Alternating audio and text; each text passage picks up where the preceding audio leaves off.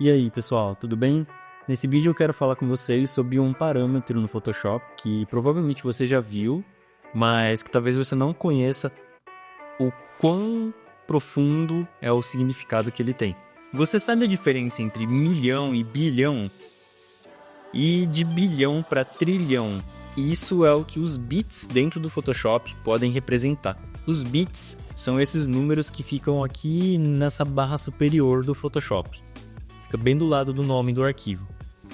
Eles nascem na captura da imagem, então as câmeras têm um poder de processamento, um poder de captura de determinados bits. Vai depender do modelo de cada câmera, do propósito que ela foi feita, mas o que manda inicialmente nesse processamento dos bits é a câmera.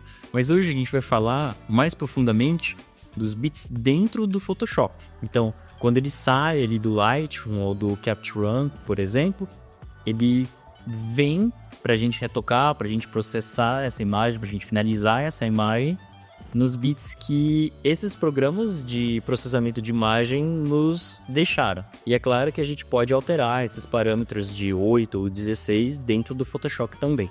A grande questão é que os bits são geralmente associados à qualidade da imagem, mas essa comparação nem sempre está muito correta. Eu acredito que essa comparação aconteça porque uma foto em 16 bits é muito mais pesada do que uma foto em 8 bits, por exemplo. Mas por que isso acontece? Aí é que tá. É porque em 16 bits, o Photoshop vai calcular, ele vai entender que a nossa foto tem uma profundidade de cores, uma profundidade de pixels muito maior do que uma foto em 8 bits, por exemplo. Bits nada mais são do que uma informação de profundidade de pixel. Isso pode ser traduzido a quantidade de intervalos de cores que cada cor, cada canal pode transmitir para o Photoshop calcular. Para fazer esse cálculo, a gente começa com preto e branco, ou 0 e 1 se a gente for traduzir para códigos binários. Então a gente vai começar com esse número 2, de preto e branco, ou 0 e 1, e elevar ele ao número de bits que a gente quer calcular. Então, 8 ou 16. Para 8 bits, a gente vai ter um resultado de 256. Esse número 256, ele vai ser vezes 3, porque ele representa cada canal do R, G e B. Então, vai ser 256 vezes 256 vezes 256. Então, esse é o número de possíveis intervalos de cores dentro de um canal RGB em 8 bits. Esse número total vai dar 16,7 milhões de possíveis cores, de possíveis tons, de possíveis intervalos de cores. Que já é bastante coisa, né? Mas se a gente for para 16 bits, as coisas mudam drasticamente. Porque a gente não está só dobrando o número de 8 para 16.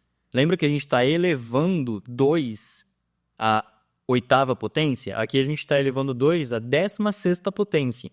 Então, ao invés de 256 intervalos de cores por canal, em 16 bits, a gente vai ter 65.536 possíveis intervalos para cada canal. Então, a gente vai pegar 65.536 e vai multiplicar ele 3 vezes, porque é a multiplicação para cada canal RGB. E no final, a gente vai ter um número total de 281 trilhões de cores. Na prática, a gente não consegue ver todos esses intervalos de cores. Até em 8 bits. É uma limitação do nosso monitor e até do nosso próprio olho, nossa própria capacidade de interpretar essas cores, de observar essas cores. Se a gente pegar um azul puro, ou seja, tirar toda a informação de verde e de vermelho dele e andar um número para o lado, a gente vai ter esse resultado. E em 16 bits, esse resultado, se a gente fizer um degradê de um para o outro, a gente vai ter um intervalo de 129 cores. Então, é impossível a gente ver a diferença. Então, no fim das contas, para que serve a gente tratar uma foto em 16 bits? Vamos lá. No retoque, por exemplo, quando a gente vai trabalhar numa foto que tem um degradê muito evidente, pode ser que aconteça um efeito chamado bending. No processo do retoque ou da finalização de imagem, a gente está mexendo diretamente nos pixels da foto. Então, pode ser que em determinada técnica ou determinado processo, a gente dê uma bagunçada nos pixels. Ou se a gente criar um degradê mesmo do zero, pode ser que o Photoshop não consiga interpretar cada passo, cada intervalo de cor certinho de uma maneira uniforme para a gente ver na tela.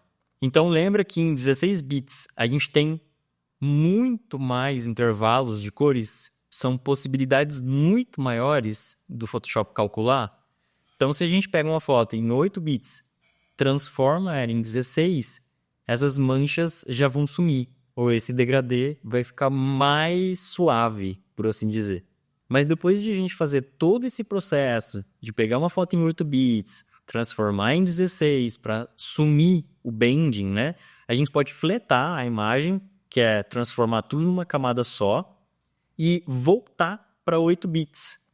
Porque o Photoshop já calculou, ele já entendeu que é assim que a foto deve ficar. Então, fazendo esse processo, a gente pode poupar muito tempo de abrir e fechar uma foto, salvar ela e abrir de novo. E também a gente economiza muito espaço no nosso HD, que é muito precioso.